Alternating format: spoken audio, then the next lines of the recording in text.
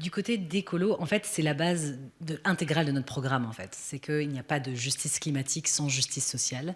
Donc, c'est transversal dans toutes les mesures qui sont décrites dans notre programme, et de ce, depuis des années. Donc, on doit mettre des standards hauts en termes de durabilité, en termes de protection de la nature, en termes de droits humains. Et en fait, ça passe par notre politique commerciale de libre-échange. Donc, comment voilà, nous, ça faisait partie des points qui sont très importants. Ben, en fait, déjà, aligner les traités de libre-échange avec les objectifs de l'accord de Paris, aligner les traités de libre-échange avec les objectifs du Green Deal. Et encore une fois, les objectifs du Green Deal, on a fait beaucoup, mais ils sont en train d'être détricotés. Alors pour le Parti socialiste aussi, cette question-là est en fait une question qu'on doit traiter de manière holistique, globale. La question même de la transition climatique et de la justice sociale, ça ne pourra se faire d'abord qu'au niveau global, parce qu'on sait qu'il y a un impact mondial, et donc aussi au niveau européen. Alors évidemment, on va tout de suite opposer à ça, oui, mais une transition comme ça va coûter cher. Ça va coûter très cher. Alors, ma collègue a raison. L'inaction coûtera encore plus cher à terme, donc c'est important de pouvoir investir maintenant et massivement. Il faut pouvoir sortir des règles d'austérité européennes de manière intelligente pour pouvoir orienter de nouveau les investissements dont nous bénéficierons tous à terme. Il faut absolument qu'il y ait des clauses miroirs. Il faut imposer les mêmes normes sociales, environnementales, de manière complètement généralisée. Pour nous, ce qui est important au niveau du MR, c'est que l'Union européenne redevient maître de son destin vis-à-vis de ses partenaires. Et qu'elle puisse aussi faire un focus sur l'autonomie stratégique. Sophie Wilmès le répète, et encore hier soir dans l'émission QR Code, elle l'a répété. Pourquoi ? Parce que ça doit être vecteur d'emploi, de recherche. Notre territoire doit être ce cœur, en fait.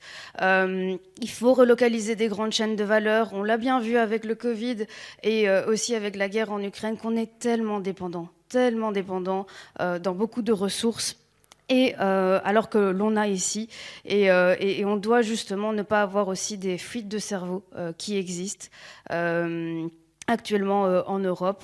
Et aussi, on aimerait que l'Europe puisse investir plus de son PIB à la recherche. Je ne vais pas revenir sur le constat d'urgence climatique, on partage tout à fait ça. Il faut faire plus, il faut faire mieux et il faut faire très rapidement. Mais je me positionne vraiment en porte-à-faux par rapport au constat d'inaction. Parce que pour moi, à partir du moment où on a l'accord de Paris qui effectivement mettait la balise à 2 degrés, idéalement 1,5 degré, et puis cet accord de Paris, en fait, il faut savoir que dans le cadre des négociations internationales, il a été revu, disons plutôt que l'objectif a été ajusté, et donc maintenant la balise elle est clairement à 1,5 degré. Ça veut dire que le constat international il est là. Il y a toute une série de mesures sociales qui vont être mises en place dans les années à venir par le biais du pacte vert. On est dans un système économique capitaliste qui exploite à la fois les humains, qui épuise les humains, mais qui exploite et épuise aussi la planète. Et donc pour nous, c'est avant tout une question de système, c'est une question globale.